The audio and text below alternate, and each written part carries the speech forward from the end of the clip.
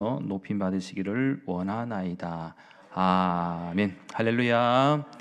오늘도 거룩한 주일, 특별히 사순절 셋째 주일 예배 가운데 오신 여러분을 주님의 이름으로 진심으로 환영하고 축복합니다.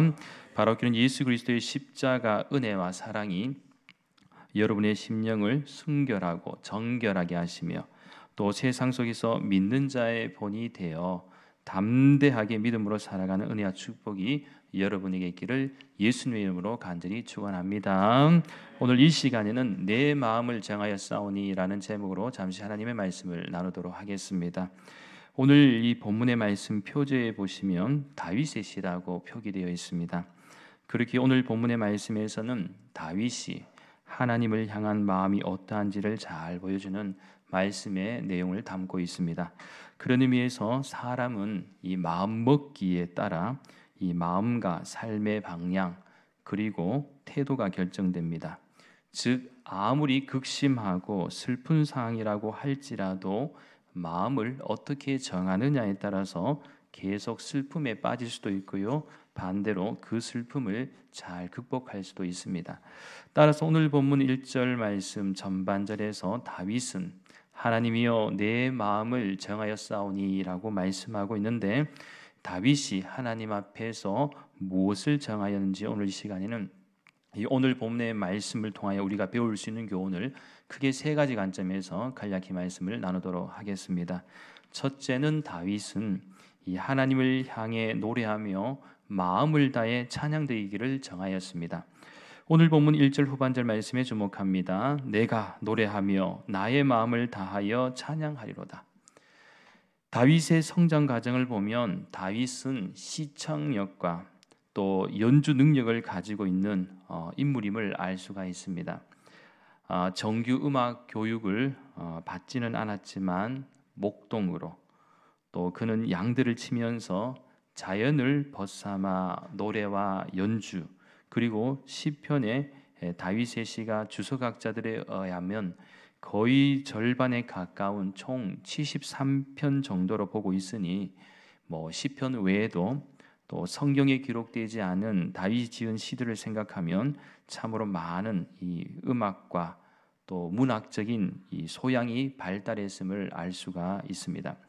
그리고 이러한 소질은 어린 시절에만 국한된 것이 아니라 성장하면서 평생에 이러한 모습을 이어나갔다라고 볼 수가 있습니다. 그런 의미에서 다윗은 그 무엇보다도 이 하나님을 찬양하는 데 있어서 진심이었습니다. 따라서 우리가 하나님을 찬양할 때 우리의 입술로 또 목소리로 찬양을 하는 경우도 있지만 정말 중요한 포인트는 우리의 심령으로 드리는 찬양입니다. 우리의 심령. 그리고 여기서 중요한 것은 목소리와 입술로 드리는 찬양은 듣는 사람들에게 기쁨과 감동을 줄 수가 있지만 심령으로 부르는 찬양은 우리 영혼의 참된 주관자가 되시는 하나님의 마음을 기쁘시게 하는 그렇게 드리는 기회가 된다라는 사실입니다. 그렇습니다. 다윗은 이스라엘의 왕이 되는 영광을 얻기까지 온갖 고난과 시련을 다 겪었습니다. 사울 왕에게 시기와 질투, 미움을 받는 바람에 그는 오랫동안 도망자의 삶을 살아야 했고 또 심지어는 왕이 되어서도 왕권을 노린 셋째 아들인 이 압살롬으로부터 공격을 받았습니다. 이러한 과정 속에서 그는 참으로 고통스러운 시간을 보낼 수밖에 없었습니다. 그러나 이러한 고통스러운 과정 속에서도 그가 담대하게 이겨낼 수 있고 또 잘 극복할 수 있었던 것은 늘 하나님과 함께했기 때문입니다. 그리고 내가 노래하며 나의 마음을 다하여 찬양하리로다 라는 그의 고백처럼 하나님을 찬양함으로써 참된 평안과 안식, 위로를 받을 수가 있었습니다. 따라서 저는 우리 대구 난강교회 모든 믿음의 교우들 역시 고난과 시련, 힘들고 어려운 환경과 상황 속에서도 다윗처럼 하나님을 향해 노래하며 마음을 다해 찬양드리는 은혜가 있기를 간절히 소망합니다. 그럴 때 주님은 우리의 심령을 평안케 하여 주시고 위로하시며 새롭게 잘 감당할 수 있는 힘과 용기를 우리들에게 허락해 주실 줄 믿습니다. 둘째는 다윗은 새벽을 깨우기로 마음을 정했습니다. 오늘 본문 2절 말씀에 주목하시면 비파야 수구마 깰지어다 내가 새벽을 깨우리다 라고 이렇게 고백하고 있는데, 여기서 새벽을 깨운다는 것은 몇 가지 방향에서 우리가 생각해 볼 수 있겠습니다만, 크게 두 가지 관점에서 생각해 본다면, 첫째는 일찍 일어난다라는 것을 의미합니다. 사실 요즘 현대 과학이 증명하는 이 건강한 생활 밸런스나 또 라이프 스타일은 일찍 자고 일찍 일어나는 것입니다. 늦게 자고 늦게 일어나는 것은 생체 리듬을 역행하는 것이기 때문에 건강 생활에 유익하지 않다라는 것이죠. 그러나 이 현대인의 대부분이 이 라이프 스타일이 이제 과거와는 이제 너무 달라져서 사실 대부분의 많은 사람들이 야행성의 기질로 변한 경우가 많습니다. 그렇다 보니 늦은 밤까지 이 잠을 안 자고, 또 반대로 또 늦게 일어나기 때문에 아침 시간을 몽롱하게 보내는 경우도 많습니다. 무엇보다 이러한 모습은 또 공부하는 학생들 같은 경우도 어쩔 수 없이 이 학업을 따라가기 위해서는 이 잠을 많이 줄여야 하는 현상이 있다 보니 이것이 나중에 성인에 이르기까지 또 영향을 미치는 경우도 있습니다. 그리고 이러한 생활 습관은 신앙생활을 하는데도 참 힘이 드는 요인이 되기도 합니다. 예를 들면 제가 평상시에 여러분들에게 새벽 기도를 크게 강조하지는 않았습니다만, 강조할 수도 있겠습니다만은 제가 좀 마음이 많이 약해갖고 사실은 여러분의 생활 사이클을 어느 정도 알기 때문에 매일매일 나와라 하고 이렇게 차마 강조를 못했습니다. 그래도 훈련은 해야 될 것 같아서 우리 교회 같은 경우는 초하루 기도회나 또 전반기 후반기 특별 새벽 기도를 하고 있고, 또 조금만 더 강조를 한다면 주말인 이 토요일에는 좀 나와서 많이 기도할 수 있으면 참 좋을 것 같습니다. 그런데 사실 기도라는 것도요, 마음이 중요해요. 저는 너무너무 자연스러운 것이 뭐냐, 정말 기도하고 싶을 때 주 예전에 나와서 마음껏 기도하는 그 모습이 가장 아름답습니다. 그런데 감사하게도 요즘 저희 교회 새벽에는 또 우리 장로님들 비롯해서 또 기도하기로 작정한 분들이 꽤 나와서 참 이렇게 기도하는 그 모습을 볼 때 제가 대놓고 칭찬하지는 않았지만 그래도 하나님이 참 기뻐하실 것이다 라는 생각은 가지고 있습니다. 그래서 여러분 기도하고 싶을 때는 주저하지 마시고 새벽을 깨우시고 주예전으로 나와서 기도하면 그만큼 기도하는 만큼 충만한 은혜가 있다라는 사실을 꼭 믿으시기 바랍니다. 아무튼 새벽을 깨운다라는 것은 보통 이 작정을 하는 마음이 아니죠. 그런데 다윗은 새벽을 깨고 했다라고 고백한 것입니다. 참고로 예전에 제가 또 어떤 집사님께 새벽 기도회를 한번 권한 적이 있었습니다. 그러니까 깜짝 놀라면서 자신은 체질이 야행성이라서 정말 12시 이전에는 잠을 자본 적이 거의 없다라는 것입니다. 어떠한 이유 있었든지 이 12시에서 2시 사이에 잠드는 경우가 태반이라서 제발 저한테 새벽 기도회만큼은 권하지 마시라고, 죽어도 못할 것 같다고 막 그렇게 얘기하는 거예요. 그래서 제가 집사님 너무 늦게 주무시는 것도 건강적으로나 여러 가지 면에서 좋은 모습은 아니니까 조금만 더 노력해 보시고, 사람은 환경적 동물이라고 하는데 무엇이든지 적응하면 반드시는 없는 것 같습니다 라고 말씀드렸더니 머쓱해 하시면서 목사님 말씀이니까 자신은 없지만 그래도 한 달에 한 번이라도 새벽 기도에 나와보도록 노력은 해보겠습니다 라고 이렇게 대답을 하였습니다. 그래도 나름대로 타협은 된 것 같습니다. 사랑하는 여러분, 그런 것 같습니다. 사람이 어떤 일을 시도하든지 거기에는 마음과 의지가 가장 중요합니다. 못한다고 생각하면 절대로 못하게 되고요. 그래도 해보겠다라고 하면 조금이라도 발전과 성장이 있게 된다라는 사실이죠. 둘째는 이 다윗이 새벽을 깨운다라는 것은 어떤 의미인가? 하루의 시간 가운데 특별히 하루의 시작을 주님과의 교제로 시작하겠다라는 의미가 담겨져 있습니다. 예전에 제 동기 가운데에 자기 교회 담임 목사님이 테니스를 참 좋아하시는데 문제는 새벽 기도회를 마치고 같이 테니스를 치자고 해서 어쩔 수 없이 따라다녔는데 너무 괴롭다라는 것이었습니다. 그래서 제가 솔직히 목사님께 말씀드리지 않고라고 했더니 하는 대답이 충성 목회를 하려면 어쩔 수 없다라고. 이 충성 목회. 그러면서 또 한편으로는 이렇게 얘기하더라고요. 좀 하니까 그래도 이 테니스가 처음엔 좀 힘들었는데 치다 보니까 건강에도 좋은 것 같아서 뭐 지금은 괜찮아. 뭐 그렇게 얘기를 해요.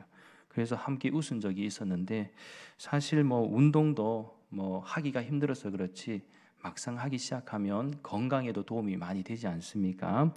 그래서 특별한 시간, 운동을 한다는 것도 우리가 하루의 어떤 일과 가운데 특별한 시간이 될 수가 있는데 사실 하나님과의 교제의 시간을 갖는다라는 것은 하루의 삶을 어떻게 하겠다는 것입니까? 하나님께 나의 삶과 시간을 다 맡기겠다라는 그런 의미를 가지고 출발하기 때문에 얼마나 귀한지 모릅니다.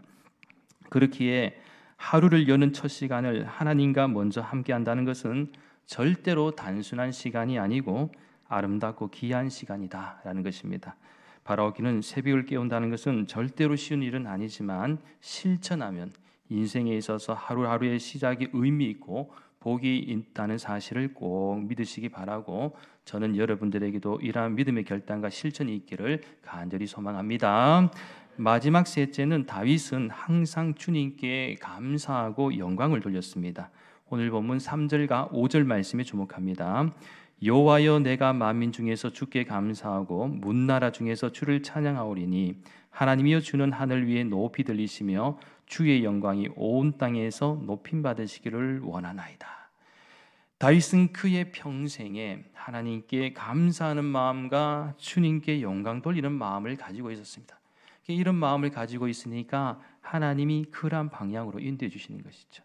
비록 어려운 환경이 있었고 파란만장한 시간이 인생의 고통의 시간도 있었지만 그러한 과정들을 잘 이겨낼 수 있는 기회가 바로 이러한 마음을 항상 가지고 있었기 때문에 잘 극복할 수 있었다라는 것입니다. 미국의 유명한 소설가였던 펄벅 여사라는 분이 계십니다. 아마 여러분에게는 좀 생소한 분이신데 이분은 한국을 정말로 사랑했던 인물입니다. 한국 이름은 박진주입니다. 그녀의 생애는 1892년 6월 26일에 미국 웨스트 버지니아에서 출생하였고 1973년 3월 6일에 81세의 나이로 생을 마감하였습니다.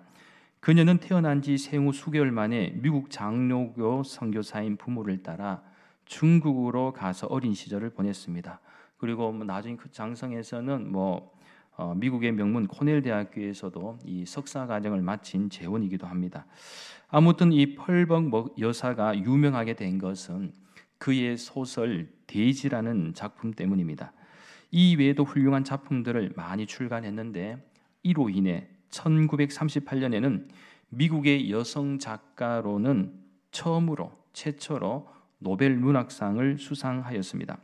그리고 인권운동가로도 활발하게 활동하였는데 세계 제2차 세계대전 후에는 집필과 또 사회사업에도 많이 관여하였습니다. 특별히 우리나라 같은 경우는 1964년도에 이 사회복지법인 한국펄벅재단이 설립되었고 1967년도에는 부천시 신곡동에 소사희망원을 건립하여 이곳에서 한국전쟁 고아 또 헌혈 아동을 손수 돌보고 미용과 또 양장 기술 등을 교육시켰습니다. 참고로 소사희망원은 1975년도에 이제 문을 닫았고 이후에 부천시는 펄벅의 사랑의 정신을 기리기 위해서 2006년 9월 30일에 옛 소사희망원 자리에 부천 펄벅 기념관을 건립했습니다. 그래서 지금은 2019년부터는 부천문화원의 위탁에서 운영하고 있다고 합니다.